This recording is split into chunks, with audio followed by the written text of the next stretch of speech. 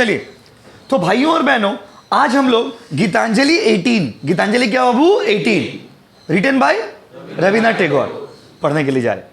भाइयों और बहनों, पहले देखो, इस कविता को तो आप पढ़िएगा ही, उससे पहले आपको रविन्द्रनाथ टैगोर जी के बारे में कुछ बात जानना जरूरी है, और उसके बाद फिर हम लोग इस टॉपिक का बैकग्राउंड में जाएंगे, और उसके बाद फिर इस टॉपिक को हम लोग पढ़ के खत्म कर देंगे। बहुत बड़ा टॉपिक तो नहीं है, लेकिन बहुत ही इंटरेस्टिंग, बहुत ही अच्छा, बहुत ही पेनफुल स्टोरी है, बहुत ही पेनफुल कविता है, बहुत ही पेनफुल इसमें मीनिंग है।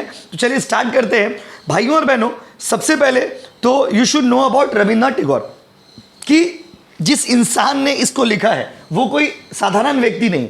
He was not the man of ordinary qualities. Rabindranath Tagore जी का जन्म 1861 7th में, याद रखिएगा, रविन्द्रनाथ टैगोर जी का जन्म कब हुआ था बताइए? 7 में 1861। कहां पे हुआ था बताइए? कोलकाता। कहां पे हुआ था बताइए? कोलकाता। तो कोलकाता में उनका जन्म हुआ था। अब यहां से जब आप ये कविता पढ़ते हो, किसी भी एग्जाम के लिए जब आप ये पोएम को पढ़िएगा, तो ये सब क्वेश्चंस आपके एग्जाम में दे सकते हैं। तो इसीलिए पहले बैकग्राउंड आप समझिए। तो जल्दी बताइए, गीतांजलि 18, इसका एक्चुअली इसका नाम गीतांजलि 18। अब प्यार से इसको बोलते हैं सेपरेशन। क्या बोलते हैं बाबू? सेपरेशन। तो कहीं आप ये तो समझ ही गए होंगे कि इस कविता में आप दुख, दर्द और पीड़ा वाला बात करने वाले, लेकिन उससे पहले आपको ये समझना होगा कि जिस इंसान ने इस कविता को लिखा है वो कोई आम इंसान नहीं। Rabindranath Tagore ji was the first person to win the Nobel prize. पता होगा आप लोग सभी को। बात समझ, देखिए, नोबेल प्राइज समझिए तो वर्ल्ड का सबसे पॉपुलर, सबसे बड़ा प्राइज है। बहुत कम लोगों को यह प्राइज मिलता है, और इसमें से पूरा आप सुन के देखिए ना, पूरा इंडिया में तो वो फर्स्ट पर्सन थे ही, but he was the first. थोड़ी इंटरेस्टिंग बात है, he was the first non European to receive the Nobel prize. मतलब क्या? मतलब यूरोप में ये जो लोग थे उन लोगों को तो मिलता ही था, लेकिन एशिया में, समझ रहे ना, पूरे एशिया में ही was the first person. India का बात छोड़ दीजिए, तो इंडिया में भी और एशिया में भी he was the first person to get क्या? Nobel prize. और नोबेल प्राइज उनको जिस चीज के लिए मिला था वही चीज आप पढ़ने के लिए जा रहे हैं। गीतांजलि जो है, अब ये गीतांजलि देखो, गीतांजलि 18 यहां पे लिखा हुआ है, इसका मतलब ये पूरा गीतांजलि नहीं है, समझिए बटन देवन से। गीतांजलि 18 मतलब उसका गीतांजलि क्या है? गीतांजलि उनका द्वारा लिखा गया बुक है, which is collection of poems. उसमें एक दो कविता नहीं, बहुत सारी कविताएं थी। तो उसमें से एक कविता आप पढ़ने जा रहे हो। आप बात समझिए, you are not going to study the whole Gitanjali. आप पूरा गीतांजलि पढ़ने नहीं जा रहे हो। आप गीतांजलि में बहुत सारा कविता है। Gitanjali is the collection of poems. तो उसमें एक कविता ये भी, इसका नंबरिंग कितना बताइए? 18। क्योंकि आपको लगा होगा ये कैसा चैप्टर का नाम है गीतांजलि 18। तो आप लोगों में बहुत बच्चे सोच रहे होंगे, अच्छा गीतांजलि नाम का लड़की है जिसका उम्र 18 साल हो गया होगा। सोच है ना, अपना सोच क्या बात है। तो यहाँ पे इसका नाम गीतांजलि 18 मतलब कोई गीतांजलि कोई लड़की नहीं है जो 18 साल का हो गई। Gitanjali is the collection of poems written by Rabindranath Tagore, for which he was awarded Nobel prize. इसी के लिए उनको क्या मिला था बताइए? Nobel prize. और उस गीतांजलि कलेक्शन ऑफ पोएम्स है, उसी में से एक टुकड़ा, एक छोटा सा टुकड़ा भी बोलना गलत होगा, एक छोटा सा कविता आप लोग के लिए पेश किया जा रहा है। यहां पर एक छोटा सा कविता आपके सिलेबस में यहां पर दिया गया है, जो आप पढ़ोगे। क्लियर है गाइस? तो जल्दी बताइए, रविन्द्रनाथ टैगोर जी का जन्म कब हुआ था? बोलो ना, सुनाई नहीं दे रहा। यस, 7 मई 1861। ठीक है ना? कमेंट करिए, ऑनलाइन वालों कमेंट करिए जल्दी, और वीडियो शेयर कर देना भाई। ठीक है, तो 7 मई 1861। और उनको, रविन्द्रनाथ टैगोर जी को नोबेल प्राइज किस चीज के लिए मिला था बताइए? गीतांजलि 18 के लिए नहीं, पूरा गीतांजलि जो। अच्छा, रविन्द्रनाथ टैगोर जी का जन्म कहां पे हुआ था? कोलकाता में, जोरा साकू बोल के जगह है, वहां पे सुना होगा आप लोग, जोरा साकू ठाकुरबाड़ी जायगर नाम अच्छे। ठीक है, उसके बाद देखिए, और देखो उनका जो गीतांजलि था वो एक्चुअली, अब आप सोचोगे सर गीतांजलि के लिए नोबेल प्राइज उनको मिला, लेकिन गीतांजलि तो बंगला में लिखा हुआ था। अब बात समझिए, देखिए आपको एक चीज हमेशा याद रखना होगा, language is never a restriction. Language क्या? एक जरिया होता है। लैंग्वेज एक जरिया होता है अपना बात को बयां करने के लिए, अदरवाइज लैंग्वेज कोई चीज नहीं है। उन्होंने जो बुक लिखा ना, कंटेंट चेक किया जाता है। जब वर्ल्ड लेवल पे उनका राइटिंग को चेक किया गया तो उसको तो इंग्लिश में ट्रांसलेट करना पड़ेगा। तो गीतांजलि एक्चुअली पब्लिश हुआ था 1910 में, 1910 और उसको इंग्लिश में कन्वर्ट किया था 1912 में। बांग्ला में कब पब्लिश हुआ था बताइए? और इंग्लिश में कब कन्वर्ट हुआ? 1912। और 1913 में, ठीक है, एक साल बाद उनको नोबेल प्राइज मिल गया। क्या मिल गया बाबू? Nobel prize. All these dates are very important for your exams. आप किसी भी एग्जाम में दोगे, अगर ये चैप्टर आपके सिलेबस में है तो ये पॉइंट डेट्स बहुत इंपॉर्टेंट, जल्दी बताइए उनका जन्म कौन से ईयर में होता है? क्योंकि समझिए आप ठंडा दिमाग से, एमसीक्यूज में क्वेश्चन आएंगे। अब ये चैप्टर तो बहुत बड़ा है नहीं, तो वो लोग क्या करेगा, चैप्टर से तो जो 2-4-5 क्वेश्चन देगा ही, लेकिन आपको उससे रविंद्रनाथ टैगोर जी से रिलेटेड 2-4 फैक्ट्स पूछ सकता है एग्जाम में। इसलिए आप जल्दी से बता दीजिए ना, रविंद्रनाथ टैगोर जी का जन्म कौन से ईयर में हुआ था? 1861। कौन सा डेट में हुआ था? जितना पूछेंगे उतना ही बोलोगे। कौन सा डेट में हुआ था बताइए? 7 मई को हुआ था। अच्छा एक बार बताइए, उनका बुक ओरिजिनली कौन सा लैंग्वेज में था? यस। उसको कन्वर्ट कब किया गया था? यस 1910 में पब्लिश हुआ था बांग्ला वर्जन में, 1912 में कन्वर्ट हुआ था इंग्लिश वर्जन में, और ठीक 1 साल बाद क्या ले लिए वो? एकदम जबरदस्त, ठीक है। और उनको कौन सा सबसे बड़ा प्राइज मिला था? Nobel prize. And he was the first Indian to get Nobel prize. Clear है गाइस? चलिए, ये तो रविंद्रनाथ टैगोर जी के बारे में रिक्वायर्ड इंफॉर्मेशन जो आपके पर्पस के लिए रिक्वायर्ड है। वैसे पास रविंद्रनाथ टैगोर जी खुद अपने आप में ही एक सब कहानी है। अगर उनका बारे में आप सब पढ़ेंगे तो क्लास ही खत्म हो जाएगा, लेकिन उनका बारे में जो उनका तारीफ है वो खत्म नहीं होगा। बट फिलहाल हम लोग इस टॉपिक पे आते हैं कि ये टॉपिक क्या है जो हम लोग आज पढ़ने के लिए जा रहे हैं। माय डियर स्टूडेंट्स, इस टॉपिक का नाम है गीतांजलि 18। गीतांजलि 18 नाम नहीं, मतलब एक्चुअली टॉपिक का नाम है सेपरेशन। क्या नाम है बाबू? सेपरेशन, जुदाई। क्या बाबू? यस, दो लोगों का अलग हो जाना। और जब दो लोग अलग हो जाते हैं तो किस तरह से आपके दिल में तकलीफ होता है। देखो यहां पर इसमें एक्चुअली ये पूरा दर्द, तकलीफ, दुख, पेनफुल, यहां पे दर्द है, तकलीफ, पूरा आप लोग वाला कविता। इसलिए हम पहले बोले नहीं, पहले कौन सा कविता पढ़ाएंगे तो पहले यही पढ़ाएंगे। सिलेबस में दूसरा कहानी भी पढ़ा सकते थे, पहले यही पढ़ाएंगे, क्योंकि जो चीज आप अपना दिल से कनेक्ट कर पाओगे वही चीज आपको पढ़ाएंगे। माय डियर स्टूडेंट, ज्यादा टाइम तो नहीं लगेगा समझने में इसको, लेकिन आप पहले इसका बैकग्राउंड समझिए। देखो उन्होंने इसको लिखा और इसको लिखने के पीछे क्या पर्पस है। तो एक्चुअली दिस शोज सेपरेशन। क्या शो करता है बताइए? सेपरेशन। सेपरेशन मतलब देखो, जब एक इंसान दूसरे इंसान को प्यार करता है, जब कोई भी व्यक्ति, आप किसी को, आप अपने ऊपर फील करिए कि हाँ आपने कभी किसी से प्यार किया, आपने कभी किसी को बहुत दिल से चाहा, उसके बाद जब वो व्यक्ति आपसे अलग हो जाता है, रीजन चाहे जो भी हो, तो how you feel, what goes inside you, कैसे महसूस करते हो आप, आपके दिल में क्या चलता है, बात समझे ना, कैसा आप रहते हो, किस तरह से आप रहते हो। तो उस चीज, उस फीलिंग को, मतलब फीलिंग आफ्टर ब्रेकअप्स। ब्रेकअप शब्द वो नहीं यूज किए थे गीतांजलि वाला, इतना बड़ा किताब में गीतांजलि में ब्रेकअप वर्ड तो यूज नहीं होगा ना, मतलब ब्रेकअप ना समझ, यहाँ पे ब्रेकअप वर्ड थोड़ा छोटा पड़ जाता है। देखिए ब्रेकअप वर्ड थोड़ा निबा निबी वाला भाषा हो गया। यहाँ पर एक बहुत स्टैंडर्ड वर्ड होता है सेपरेशन। ब्रेकअप का बहुत ही छोटा मीनिंग है, लेकिन सेपरेशन बहुत बड़ा वर्ड हो जाता है, क्योंकि जब दो लोग सेपरेट होते हैं, हो सकता है कि जिससे आप प्यार करते हो वो मर गया हो, ऐसा भी हो सकता है। जिससे आप प्यार करते हैं, बात समझे, वो आपसे बिछड़ गया हो। जिससे आप प्यार करते थे वो आपको वक्त से पहले छोड़ के चला गया हो, बात समझे। कोई भी रीजन हो, मजबूरी चाहे, रीजन चाहे जो भी हो, यहां पर उन्होंने रीजन नहीं बताया इस पूरे कविता में, रीजन नहीं। This is just the feeling of the person who is missing the beloved, and whenever you love someone you never miss that person, you always miss the memories of that person, the memories that you have created together.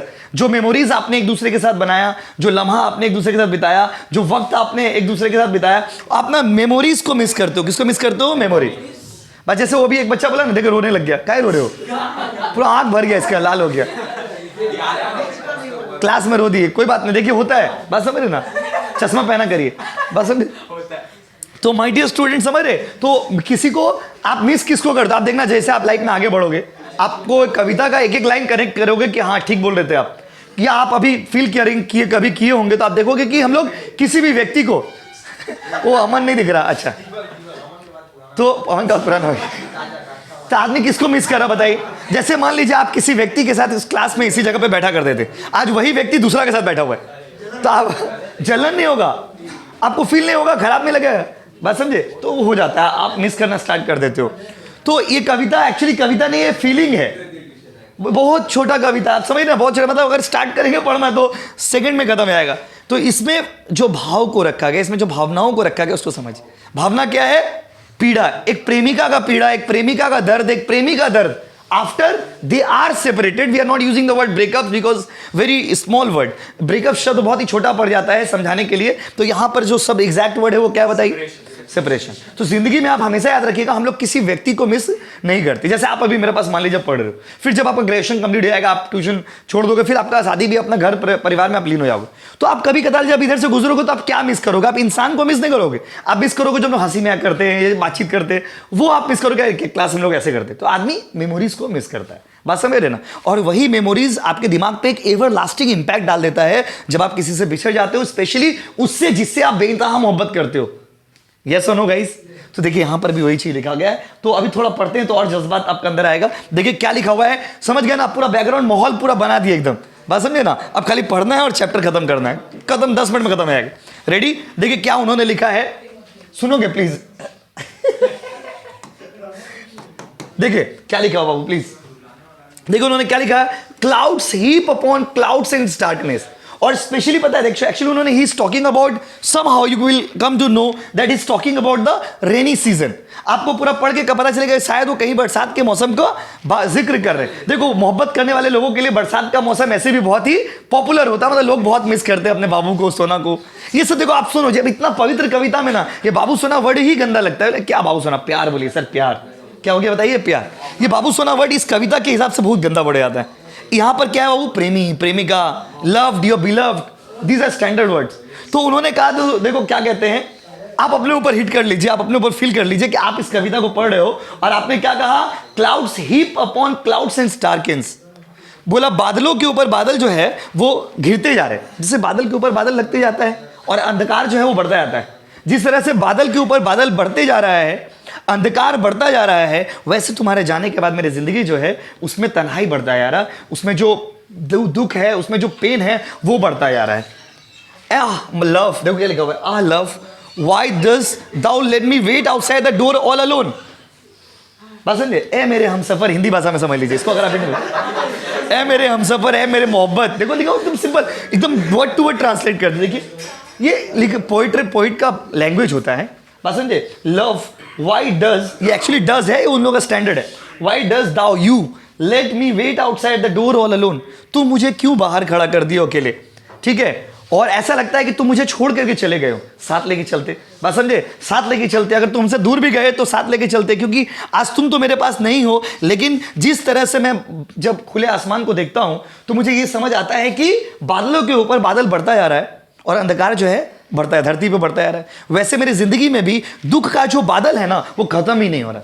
मेरा दुख जो है वो धीरे धीरे बढ़ता जा रहा, और तुम तो चले गए लेकिन तुमने मुझे अकेले इंतजार करने के लिए छोड़ दिया, मतलब अकेले छोड़ दिया। यू सेपरेटेड मी, समझ रहे हो ना? सेपरेशन, देखिए बात समझिए, यहाँ पे ब्रेकअप वर्ड नहीं, यहाँ पे क्या वर्ड है? Separation. Separation might be in any form, आपको पहले बोले, आप जब किसी से बिछड़ते हो किसी भी फॉर्मेट में, आप जब बिछड़ रहे हो, किसी से दूर चले जा रहे हो, जैसे आप लोग दो चार पांच फ्रेंड ही हो अभी, अब मान लेकर होकर के किसी का जॉब वॉब लग जाएगा, अलग हो जाओगे, तब भी यू कैन रिलेट। मतलब ये कविता को उन्होंने किसी एक पर्टिकुलर पर्सन पे इस कविता को रोक नहीं दिया कि हाँ भाई तुम्हारे लिए कविता है, लो बाबू तुम्हारे लिए कविता, नहीं। उन्होंने कहा कि आप इसको फील करिए। Separation may be in any format, जब एक भाई बहन से बिछड़ता है, बहन बहन से बिछड़ते हैं, भाई भाई से बिछड़ता है, प्रेमी प्रेमिका से बिछड़ते हैं, माता पिता जब लोगों से बिछड़ जाते हैं, जब लोगों के माता पिता भी दूर चले जाते हैं, क्योंकि दुनिया का सबसे कड़वा सच क्या है? Death. Death is the only truth of our life.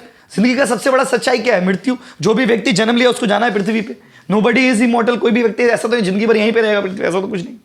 तो आप किसी से भी जब दूर चले जाते हो ना, तो आप इन चीज़ों को फील करते हो कि बादल पे बादल घिरते जाते हैं और अंधकार बढ़ता जाता है। वैसे ही मेरी ज़िंदगी में जो है ना, दुख का जो बादल है वो धीरे धीरे धीरे धीरे बढ़ता जा रहा है। और क्यों तुम मुझे अकेले छोड़ करके चले गए? तुमने मुझे इंतजार करने के लिए छोड़ दिया और मेरे पास कुछ भी नहीं है आज।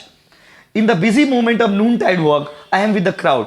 दोपहर के टाइम में, दिन का, क्योंकि दिन के टाइम में आदमी क्या होता है, जैसे अभी आप ट्यूशन में बैठे हो तो आप लोगों के बीच में हो, भीड़ में हो, क्लास में हो, बातचीत हंसी में आके, लेकिन पता है आपको, जो लोग दिल से किसी को चाहते हैं, जो लोग दिल से किसी को प्यार करते हैं, जो लोग दिल से किसी को मिस करते हैं, वो लोग कितने भी भीड़ में रहते हैं ना, पूरा दुनिया बिजी है लेकिन आपका दिमाग में वही चल रहा है, पूरा दुनिया ऑक्यूपाइड है। आप कॉलेज में गए, इतने हजारों हजारों स्टूडेंट्स के बीच में बैठे हो, सारे लोग एकदम चुपचाप बैठा, सारे लोग बिजी है, हंसी में कर रहे हैं, लेकिन आपके दिमाग को वही परेशान कर रही है। आपका दिमाग में अभी भी कौन चल रही है? वही चल रही है, चल रहा है। जो भी हम आपको यहाँ बोले, separation, you are separated, you can feel this, that simple. देखो क्या लिखा है, in the busy moments of the noontide walk I am with the crowd, but on this dark lonely day as it is only for thee that I hope। बोला है कि दिन भर मैं भीड़ के साथ रहता हूं, बिजी रहता हूं, सारे लोग बिजी रहते हैं, मेरे तरफ भीड़ भाड़ है, लोग बिजी है, लेकिन फिर से एक अंधकार भरे दिनों में जब मैं काम करता हूं तो हो सकता है कुछ पल के लिए तो मैं भूल जाता हूँगा, लेकिन जब मैं फिर से शाम अंधेरा होता है, फिर से शाम आता है और फिर से हम तुमको मिस करना स्टार्ट कर देते हैं। And I only hope for your arrival, मैं सिर्फ तुम्हारे आने का इंतजार करता हूं कि काश तुम लौट करके वापस आ जाते।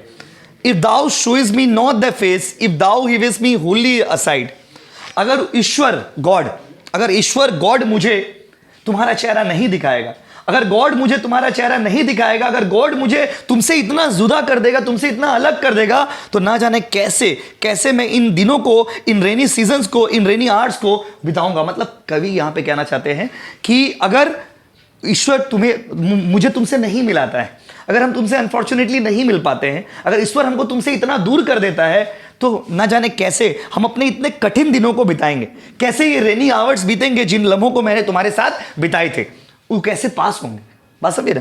देखो, एक घंटा भी बहुत मुश्किल हो जाता है जब आपको जीवन में अकेले जीना पड़ता है, बात समझिए ना। और जब आप साथी के साथ होते हो तो पूरा दिन भी आपका हंसते खेलते बीत जाता है। तो ये बहुत बड़ा इंपैक्ट है इसमें, देखिए ना। इसीलिए आपको फील होगा कि हाँ, क्यों इसमें इतना उनको नोबेल प्राइज मिला था। इसी पे नहीं, मतलब पूरा गीतांजलि में। तो छोटा सा पार्ट सोचिए कितना लाइन होगा, देख लीजिए, 2 4 6 8 लाइन का कविता, एकदम पगला कर दिया। 8 लाइन में कितना डीप मीनिंग आप देख लीजिए।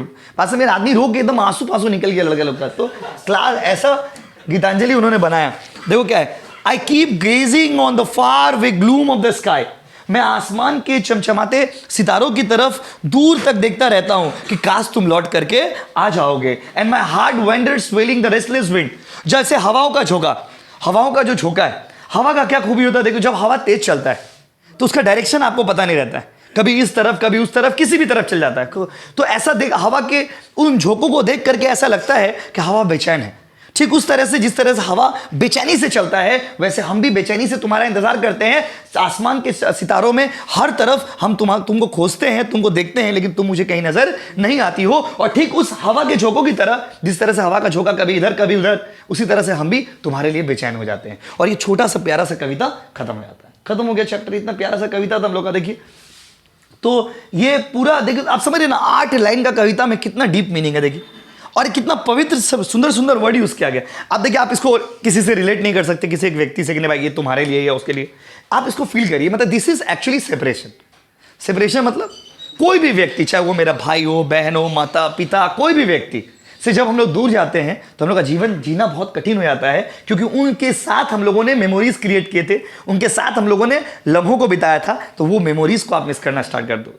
जैसे कोई किसी का पेरेंट्स लॉस्ट हो जाते, बात समझे, तो उसमें क्या होता है, अब अचानक से मान लीजिए फेस्टिवल्स बीतता है, तो फेस्टिवल में उसको याद आया था कि मम्मी थे, पापा थे। तो ये सब चीज जो है ना, आदमी बहुत उसको रिलेट कर पाता कि हाँ भाई, कनेक्ट कर पाओगे आप इस कविता से। तो ये इतना प्यारा सा कविता था। तो हम आपसे कुछ सवाल पूछ दे रहे हैं, बता दीजिए, फिर हम लोग चले जाएंगे अपना अपना घर। अब प्यारा सा कविता खत्म हो गया भाई, आ जाओ जल्दी से बताओ। हम आपसे कुछ सवाल पूछते, बताइए रविन्द्रनाथ टैगोर जी का जन्म कौन से ईयर में हुआ था? 7 में तो दिन था, और ईयर कौन सा था बताइए? 1861। और बताइए रविन्द्रनाथ टैगोर जी ने गीतांजलि के लिए उनको कौन सा प्राइज मिला था? नोबेल प्राइज मिला था। कौन से ईयर में, पूरा क्वेश्चन तो सुनिए, कौन से ईयर में बुक लिखा था? ओरिजिनल लैंग्वेज कौन सा? उसके बाद उसको कन्वर्ट कौन सा लैंग्वेज में किया? कौन से ईयर में? 1912।